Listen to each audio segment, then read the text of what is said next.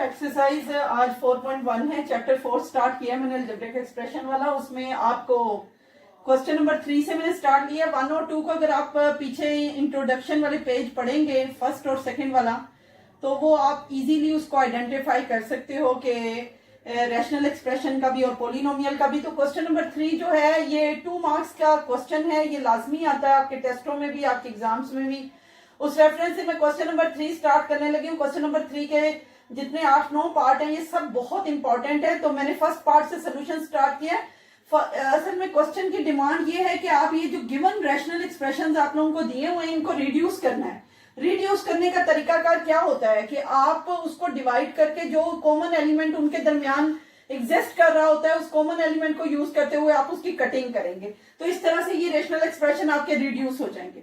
जैसे 120 है और इधर 30 है, x square Y cube z5, इधर 30x क्यूब वाई जी स्क्वायर। आप देख रहे हैं ये दोनों भी लाइक टर्म है, ये वाई वाली भी लाइक टर्म है और जी वाली भी लाइक टर्म है। और इसके अलावा सॉरी ये लाइक टर्म कह रही हूं मैं, इसको कह रही हूं कि सेम बेस है। ये देखें आप, वाई है, ये भी वाई है, ये जी है, ये भी जी है, इधर ये एक्स है, ये भी एक्स है, ये सेम बेसिस हैं। तो इनके एक्सपोनेंट तो आपस में सब्ट्रैक्ट हो जाएंगे, ये क्वोशंट ला अप्लाई हो जाएगा। और 30 120 अगर डिवाइड करें 30 के साथ तो आपका आंसर क्या आता है 4।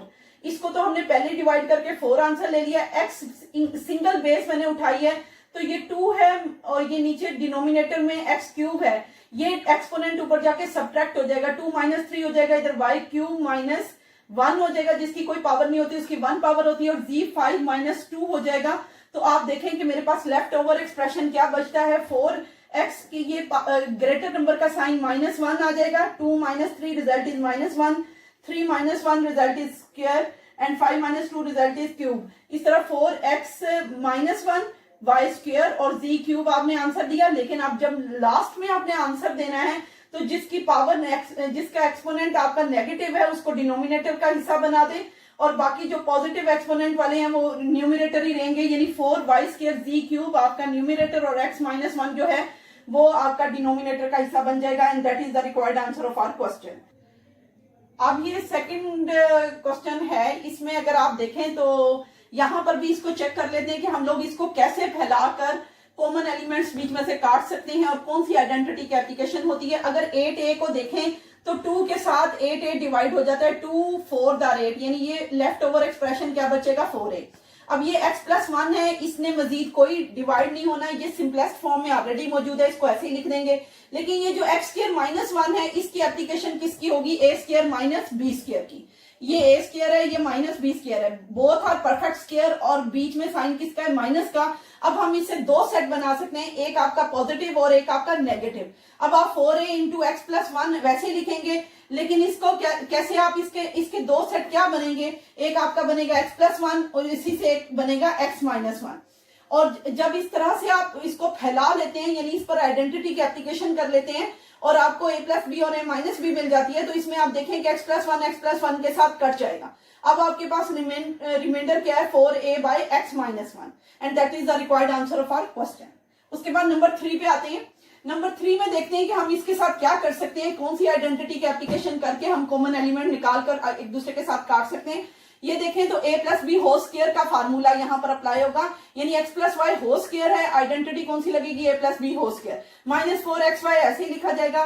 नीचे देखें तो x - y होल स्क्वायर है, इसका मतलब यहाँ आइडेंटिटी कौन सी आएगी, a - b होल स्क्वायर। आप लोगों को सबको पता है a + b होल स्क्वायर की आइडेंटिटी जब खुलती है तो कैसे खुलती है, यानी x² आ जाएगा +y² + 2xy। ये पूरी आइडेंटिटी मैंने खोली है, और -4xy वैसे लिखा जाएगा। नीचे आए तो इसकी भी आइडेंटिटी लग जाएगी आपकी x² + y² - 2xy। अब आप देखें कि बोथ आर लाइक टर्म्स, यानी 2xy प्लस का 2xy माइनस का 4xy both are like term, we will shift it into a single term, result is -2xy। इसका रिजल्ट -2xy आ जाएगा, x² + y² वैसे लिखा जाएगा। अब देखा जाए तो ऊपर वाली और नीचे वाली दोनों आइडेंटिटी सेम है, एक दूसरे के साथ काट देंगे तो आंसर इज 1। अब ये क्वेश्चन नंबर 3 का 6 वाला पार्ट मैं समझा रही हूँ आप लोगों को। इसके कुछ टोटल मेरे ख्याल 8 पार्ट हैं और उसमें से मैंने एक स्किप किया आपको, वो आप जरा देख लीजिएगा, वो आसान है। क्वेश्चन नंबर 3 का 6 पार्ट वही रैशनल एक्सप्रेशन को रिड्यूस करना। अब यहाँ हम इसको चेक करते हैं, देखने से ही पता चल रहा है कि x square minus 4x plus 4 ये पूरी एक आइडेंटिटी है जिसमें ये भी परफेक्ट स्क्वायर है, ये भी परफेक्ट स्क्वायर है। ये किसका परफेक्ट स्क्वायर है? एक्स का। ये किसका परफेक्ट स्क्वायर है? 2 का।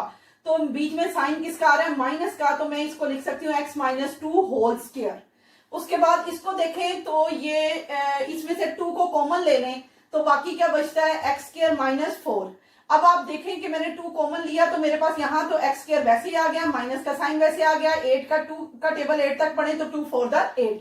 अब ये भी परफेक्ट स्क्वायर है, ये भी परफेक्ट स्क्वायर है, बीच में माइनस का साइन है। तो इस पर आइडेंटिटी कौन सी चलेगी? ए स्क्वायर माइनस बी स्क्वायर। यानी इससे आपके दो सेट बनेंगे, एक एक्स प्लस 2 का, एक एक्स माइनस 2 का। अब हम इसको आगे चलाते हैं तो एक्स माइनस 2 होल स्क्वायर का मतलब है दो इसी तरह के सेट, यानी x minus 2 into x minus 2, यानी इसको दो दफा लिखा जा सकता है। इसी सेट को दो दफा लिखा जा सकता है। अब हम नीचे आए तो ये 2 इंटू तो वैसे ही रहेगा, लेकिन चूंकि ये एक परफेक्ट स्क्वायर है, बोथ आर परफेक्ट स्क्वायर और बीच में साइन माइनस का है, तो ये आइडेंटिटी है ए स्क्वायर माइनस बी स्क्वायर। इसको मैं फैलाकर कैसे लिख सकती हूँ? X minus 2 into x plus 2। अब x माइनस टू एक सेट से कट जाएगा। अब मेरे पास यहां से क्या बचा है? न्यूमिनेटर में x माइनस 2 और डिनोमिनेटर में क्या बचा है? 2 into x plus 2। So that is the required answer of our question. अब हम चलते हैं 8 नंबर पार्ट, इसी के 8 नंबर पार्ट पे। तो इसका जो 8 नंबर पार्ट है उसको जरा चेक करते हैं कि ये क्वेश्चन क्या है। इसमें पहला देखें तो 9x स्क्वायर लिखा हुआ है। तो देखा जाए तो ये खुद एक परफेक्ट स्क्वायर है। माइनस करके ये पूरा इसका एक स्क्वायर लिया हुआ है, x square minus 4 whole square, divide करते हुए 4 plus 3x minus x square, यानी ये एक अलहदा आपके पास एक परफेक्ट स्क्वायर है। सॉरी, ये एक अलहदा इन्होंने आपको एक्सप्रेशन दिया हुआ है। अब हम देखते हैं तो क्या हम 9x स्क्वायर को 3x होल स्क्वायर में कन्वर्ट कर सकते हैं? Because 9x square is a perfect square, so we can easily convert it into a perfect square form, and the square form of 9x square is 3x whole square. आगे जो ये square है ये ऐसे ही लिखा जाएगा। अब आपके पास ये भी स्क्वायर है, ये भी स्क्वायर है, बीच में माइनस का साइन है। तो आइडेंटिटी दोबारा मैं वही बता दूं, ए स्क्वायर माइनस बी स्क्वायर की आइडेंटिटी आएगी। एक दफा ये साइन माइनस का होगा, एक दफा ये प्लस का होगा। जब ये साइन प्लस का होगा तो अंदर का साइन चेंज नहीं होगा, लेकिन जब ये साइन माइनस का आएगा तो अंदर का साइन चेंज हो जाएगा। इसको कैसे लिख सकते हैं? 3x plus x square minus 4, यानी वैसे ही लिख दिया। अब 3x minus x square plus 4। आपको पता है प्लस 4 क्यों किया? क्योंकि बाहर माइनस का साइन था तो अंदर का साइन क्या हो जाएगा? प्लस 4। नीचे वाला एक्सप्रेशन वैसे ही लिखें।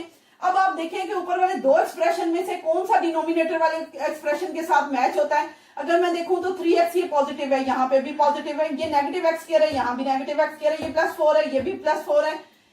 तो इन दोनों को आपस में काट देंगे और ये जो एक्सप्रेशन आपका रह गया इसको नीचे ले आएंगे। अब इसको एक डिसेंडिंग ऑर्डर में अरेंज करें तो हाईएस्ट एक्सपोनेंट पहले ले आएंगे एक्स स्क्वायर, उसके बाद क्या आएगा? प्लस का 3x माइनस 4, यानी ये आपकी अरेंजमेंट हो जाएगी। So that is the required answer of our question.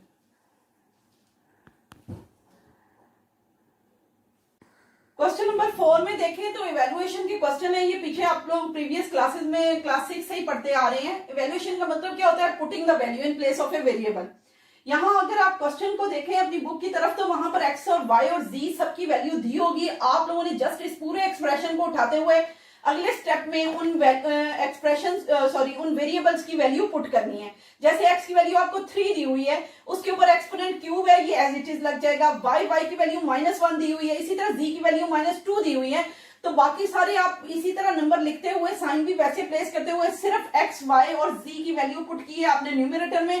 इसी तरह डिनोमिनेटर में आए तो यहाँ x c है तो x की वैल्यू 3 इंटू -2 हो जाएगी। 3 is being multiplied with the value of z। सो अब इसको सॉल्व कर लेते हैं। तो एक्सपोनेंट को पहले क्लियर करते हैं। 3 क्यूब को अगर क्लियर करें तो 27 आता है, यानी 3 is being multiplied with itself 3 times. No the result is 27 and 27 is being multiplied by -1, result is -27। As it is लिखेंगे, माइनस माइनस प्लस 4 आ जाएगा, 2 टू द 4। उसके बाद 3 टू द 6 -6 आ जाएगा, -27 plus 4 both opposite sign give us the operation negative, give us the result negative, so the result is -23 and denominator is -6। Minus minus क्या होता है? Plus, यानी एक दूसरे के साथ साइन कट के answer is 23/6। No numerator is greater than denominator, no we will convert it into an proper fraction. तो वो आपने शिफ्ट कर लेना है इसको कि 23 को अंदर रखें, 6 से डिवाइड करें तो आंसर इज 3 होल 5/6। इसी तरह बाकी के पार्ट आप आराम से सॉल्व कर सकते हैं। ये क्लास 6 से आप इवेल्युएशन वाले क्वेश्चन कर रहे हैं। Evaluation mean just place the values in place of a variable, और उसके बाद आप लोगों ने इस तरह से आंसर मालूम कर लेना है।